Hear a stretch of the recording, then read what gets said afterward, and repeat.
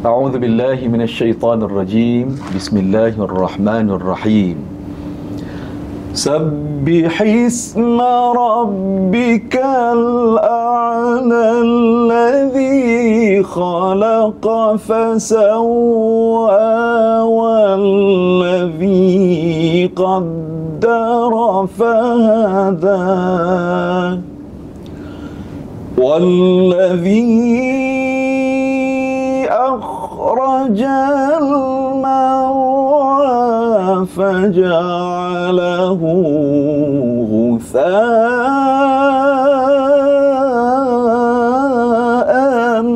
أحوى.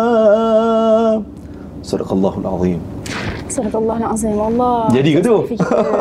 Jadi sungguh pembukaan kita podcast. Selamat datang ke podcast Buku Jakim. Saya Fatimah NK dan bersama saya Ustaz Zarifi dan juga Dr. Taqwa.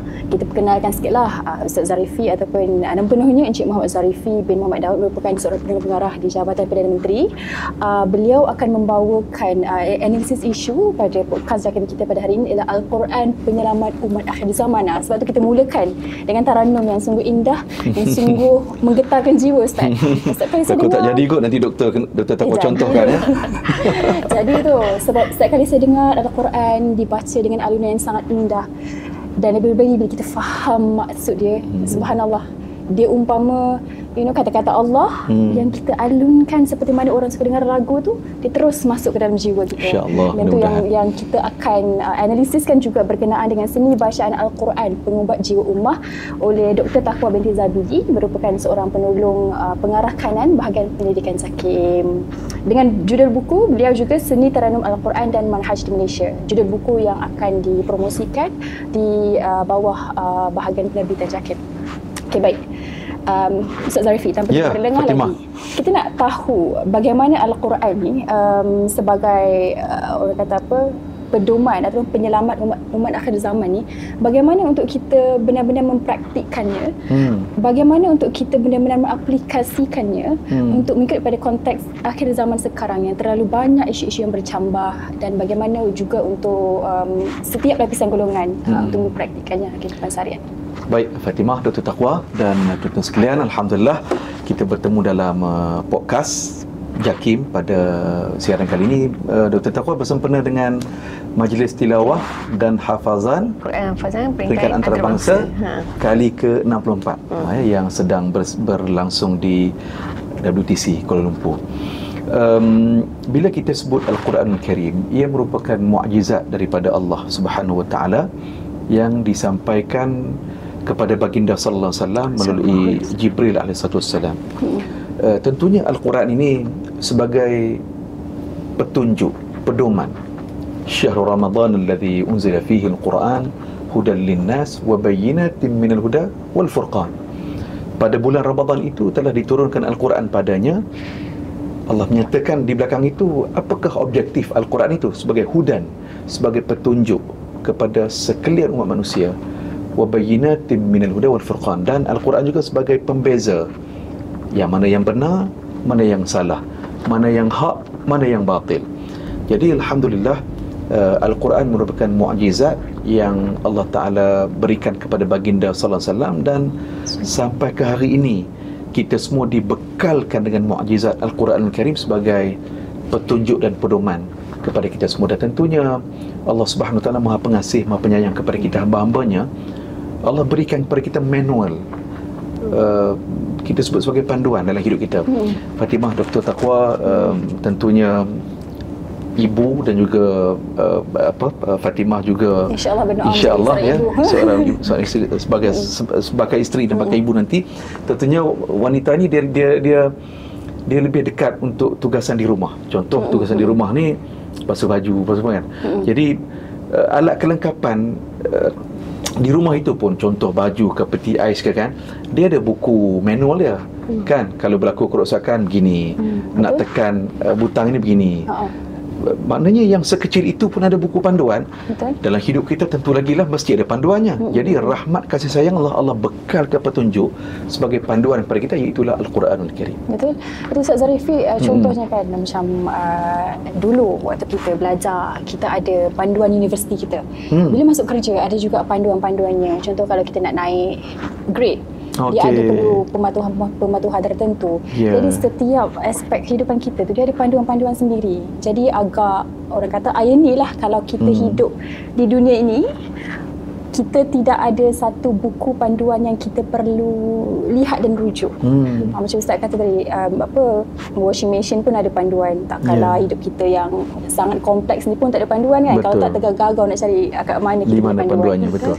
Jadi Ustaz, macam mana pula kalau kita contohlah kita bagi dua golongan lah. Yang golongan satu golongan dewasa, ibu dan ayah, yang kedua adalah ibu ayah ataupun golongan dewasa, kedua adalah golongan muda ataupun remaja yang ke bawah.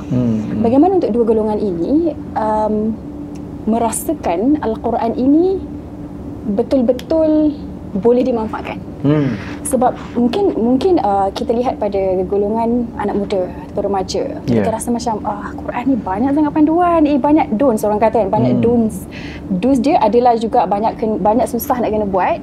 Don'ts tu pun ada jugalah kan. Contoh, tak boleh makan tu, tak boleh makan ni, tak boleh buat tu, tak boleh buat ni.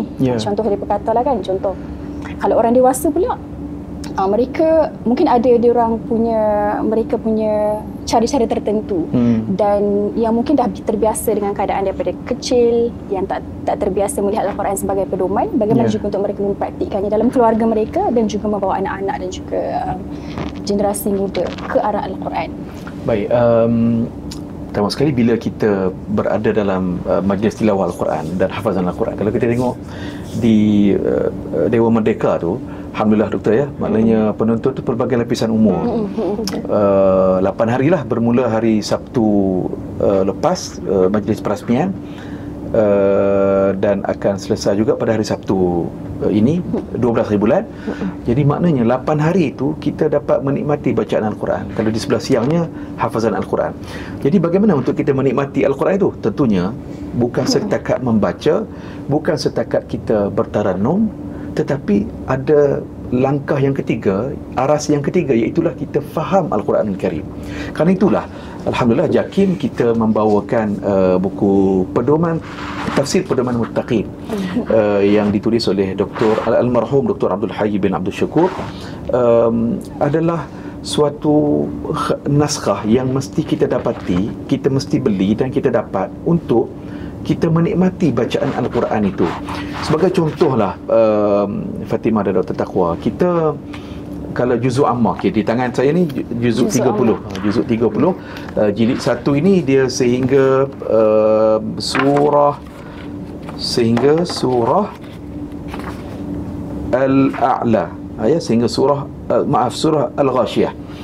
Jadi untuk kita menikmati ayat Al-Quran itu, sudah tentulah kita mesti memahami faham konteks ayat itu, apa sebab nuzulnya, sebab turunnya. Sebagai contoh, kalau kita waktu sekolah rendah dulu kan, surah Al-A'la ni memang antara surah yang kita seronok baca lah kan, yang kita hafal. Sabbihisma rabbikal a'la alladhi khalaqa fasawwa walladhi qaddara fahada, tu kan. Jadi rupa-rupanya kalau kita dapatkan buku ini, tafsir ini, kalau kita tengok huraiannya, rupa-rupanya ayat nombor 6 dan ayat nombor 7 tu, sanuqri'uka fala tansa illa ma syaa Allah innahu ya'lamul jahra wa ma yakhfa.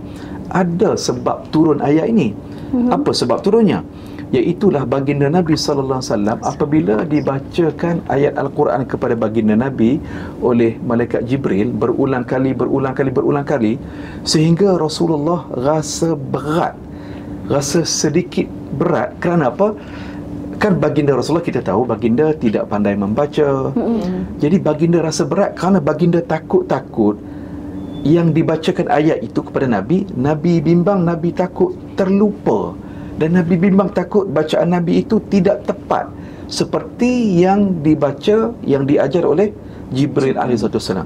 Jadi turunlah ayat nombor 6 dan ayat nombor 7 surah al-a'la ni, sanuqri'uka fala tansa illa ma sya Allah innahu ya'lamul jahra wa ma yakhfa.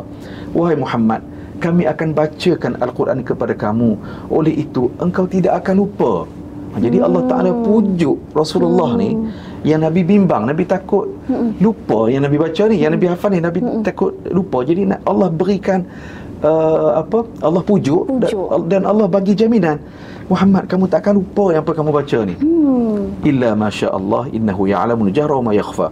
Kecuali apa yang dikehendaki oleh Allah supaya engkau lupakan, sesungguhnya dia mengetahui segala apa yang nyata dan apa yang tersembunyi. Jadi bila kita baca ayat nombor 6 dan ayat nombor 7 ni, kita tahu latar belakang, rupanya macam ni cerita dia. Jadi cerita tu nak dapat di mana? Tentunya dalam tafsir Al-Quranul Karim. Menarik ya Ustaz kongsikan berkenaan ayat tersebut. Dia macam automatik, macam kita dulu kan pernah rasa nak hafal ni takut lupa. Bila lupa ayat Quran ni sekali kena hukum ke akhirat nanti kan. Macam tu lah. Satu akhirat, yang kat ni takut cikgu rotan kan. Cikgu rotan. Kat dunia lah. Cikgu saya ajar nak exam. Ambil air, baca sanuqri'uka fala tansa. Yalah, kita masa sekolah kan tiup kat air tu. Kejap lagi tak lupa ni. Okey. Waktu tu sekolah di mana Dr. Taqwa?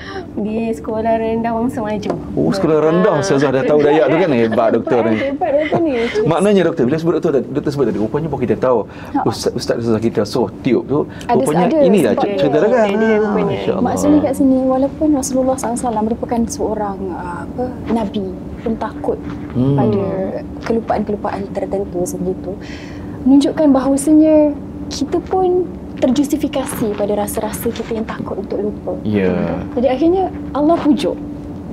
Dia macam bila Ustaz terangkan bagaimana dalam tafsir ni kita boleh dapatkan tentang konteks beberapa ayat kan, sebab nuzul Quran dan sebagainya, menjadikan kita rasa terpujuk dengan beberapa situasi yang sebenarnya kena dengan kita. Sebab itulah kita kena dapatkan buku yang betul. Okey, kita berpindah pula kepada Dr. Taqwa. Dr. Ustazah Taqwa, yang lebih mesti dikenali Ustazah Taqwa katanya. Okey, Ustazah Taqwa. Ustazah T bukan? Ustazah T. Dr. T. Dr. T. Baik, kita akan berbincangkan tentang seni bacaan Al-Quran, pengubat jiwa ummah. Okey. Latar belakang sedikitlah. Sebelum waktu saya kecil dulu, saya tak biasa dengan taranum. Kita cuma tahu hafal Quran, baca Quran, sebegitulah. Tapi bila semakin dewasa, besar, kita faham, oh ada taranum, seronoknya. Kita nak belajar lagi, kita nak faham lagi macam mana seni-seni taranum sebagainya. Ada satu kisah dikisahkan oleh Ustaz Na'um Ali Khan yang pada mula-mulanya Ustaz Na'um Ali Khan rasa terjatuh hati kepada Quran tu adalah apabila seorang imam di sebuah masjid membacakan Al-Quran dengan sangat indah. So pada waktu itu katanya dia menyebabkan hati tertarik untuk menggali Quran ini dengan lebih lagi. Sebab itu menunjukkan bahawasanya pembacaan taranum ataupun pembacaan berirama Al-Quran ini mampu mendekatkan hati-hati manusia kepada ayat Al-Quran itu sendiri. Seperti mana tadi, sebelum setengah orang dia dah memang rapat pendekatan Al-Quran, dia boleh terus baca tafsir contohnya. Untuk setengah golongan, mungkin dia rasa Al-Quran itu dia tak pernah pegang contoh kan. Tapi bagaimana seni taranum ni dia dapat mendekatkan Al-Quran ni kepada masyarakat. Ustazah. Okey.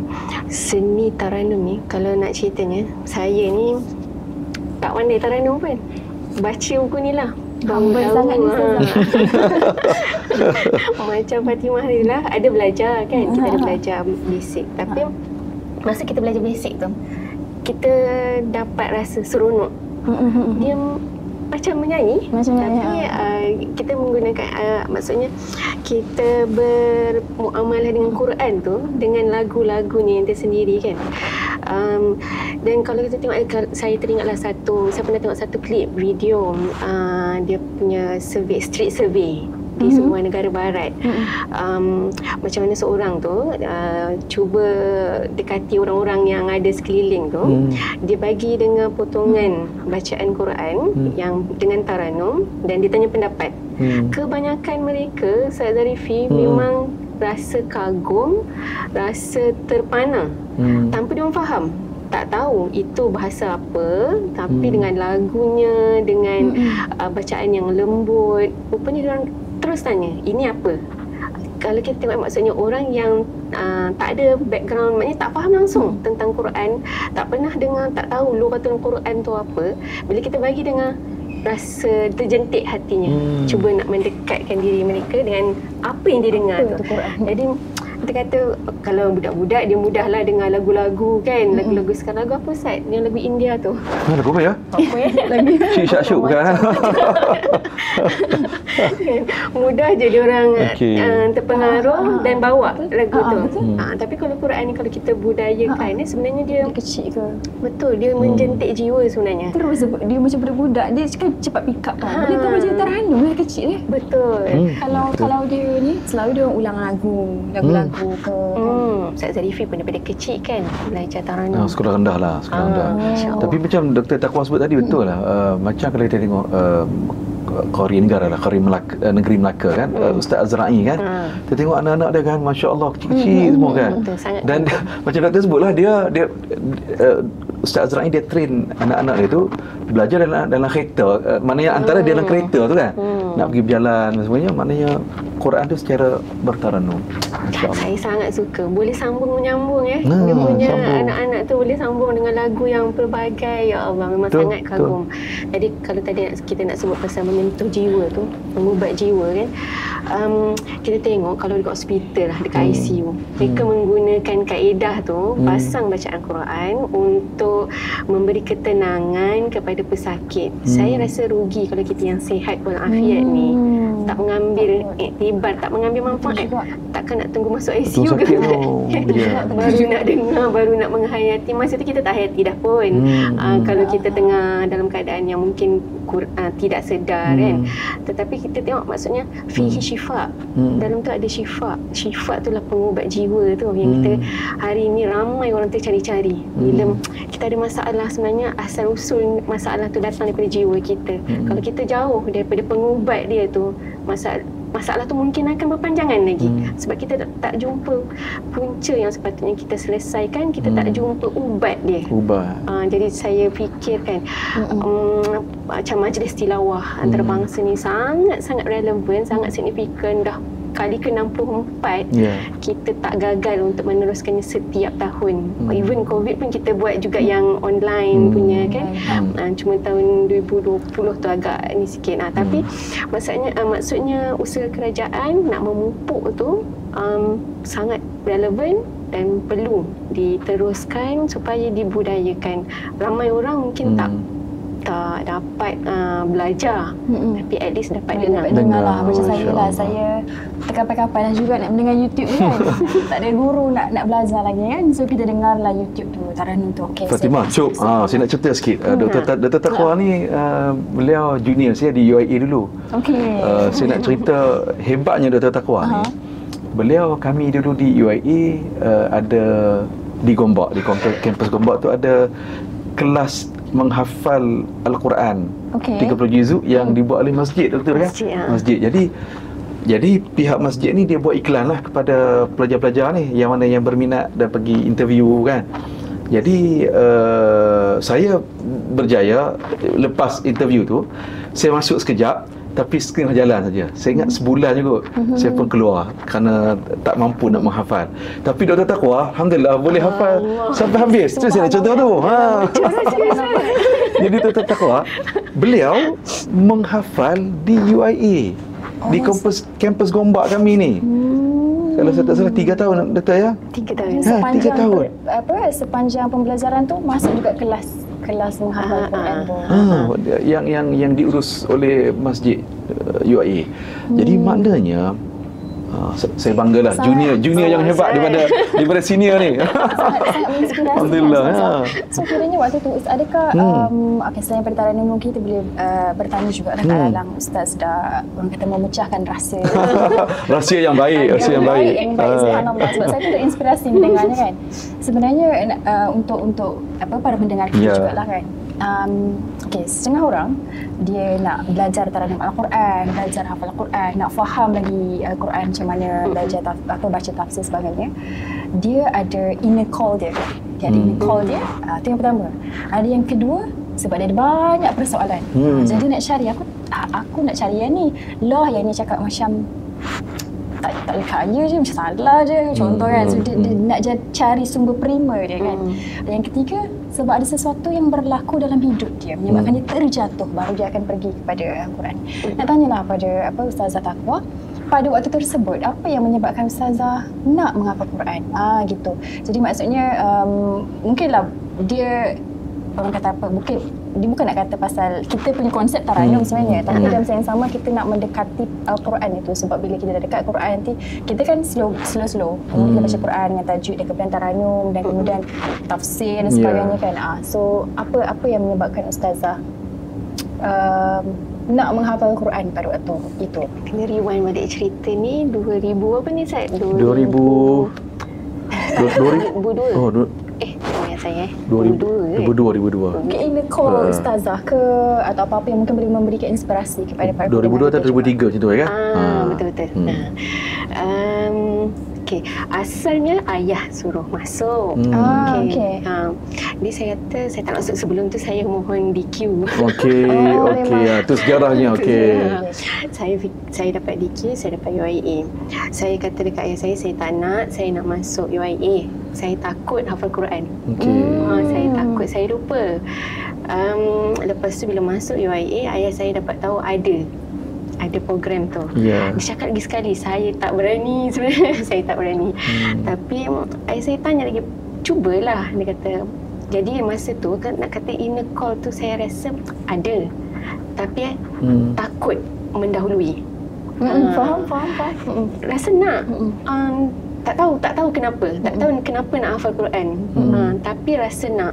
Tapi ada rasa takut kalau lupa.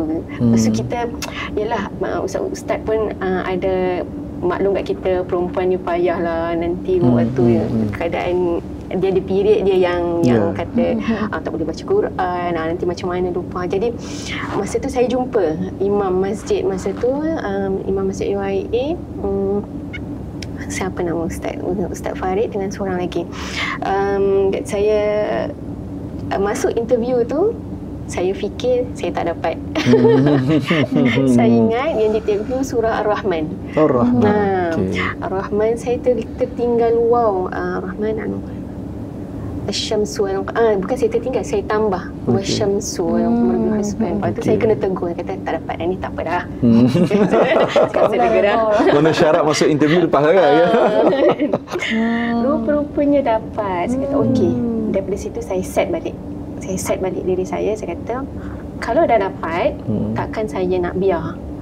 Jadi banyak cabaran dia. Sebab ni kita nak baca Quran, kita nak hafal Quran tanpa kita faham ni Ustaz, susah.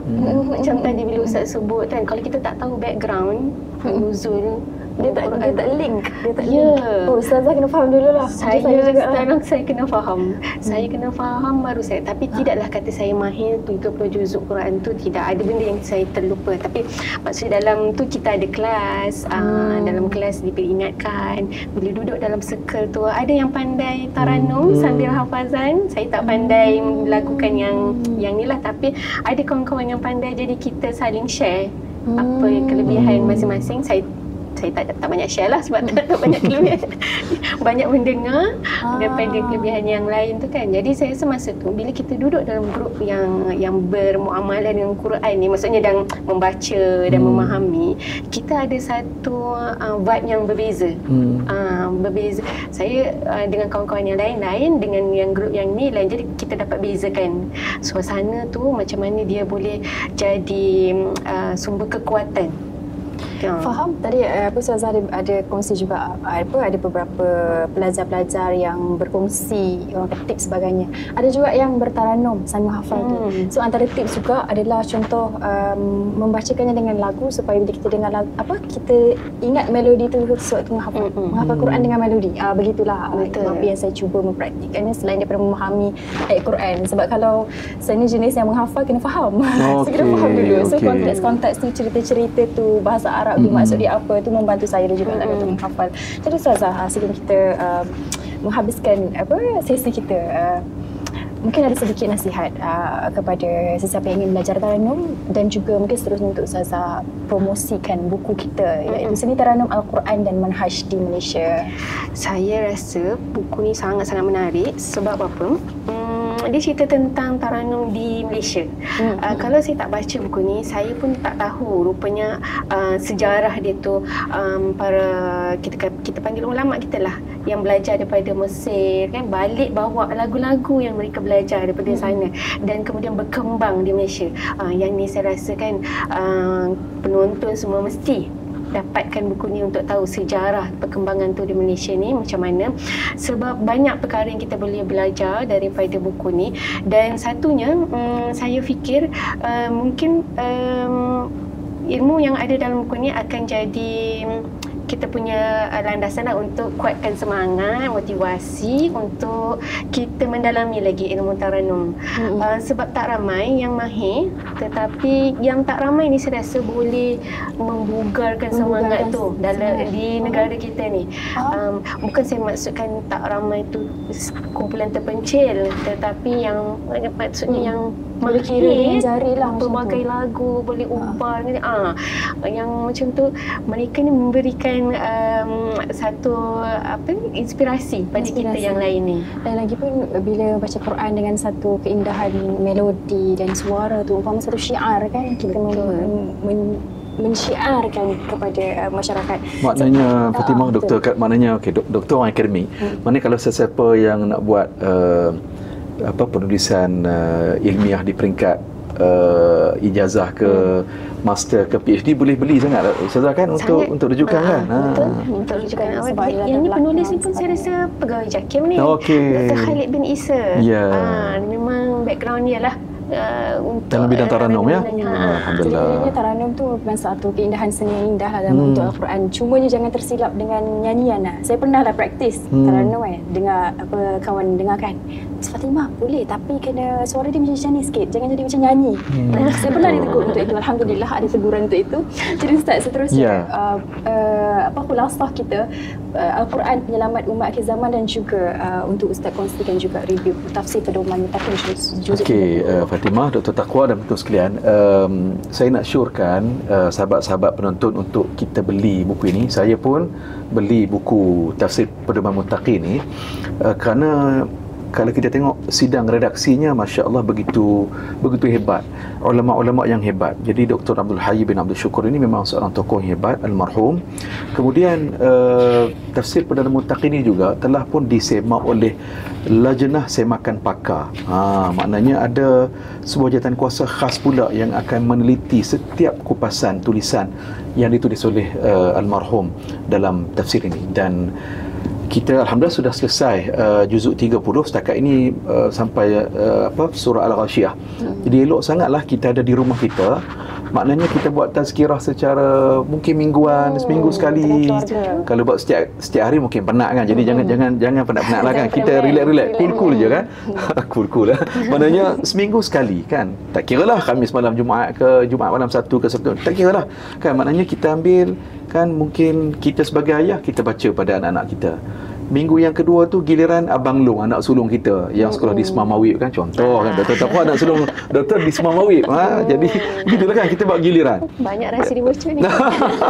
Jadi supaya Fatimah, Dr. Taqwa, maknanya anak-anak kita ni Masya Allah sejak mereka kecil lagi mereka telah didedahkan dengan sebab nuzul ayat. Jadi bila mereka baca dan mereka nanti di sekolah kan, jadi mereka ustaz-ustazah mengajar di hadapan tu, mereka dah boleh bayang dah. Sebabnya di rumah ni memang kita praktikkan membaca dan kita mentadabbur Al-Quran. Ustaz, saya suka sebab ilmu tu mula daripada rumah. Mula di rumah, betul. Mula daripada rumah dan di luar. Bukan hanya di sekolah kan. Betul.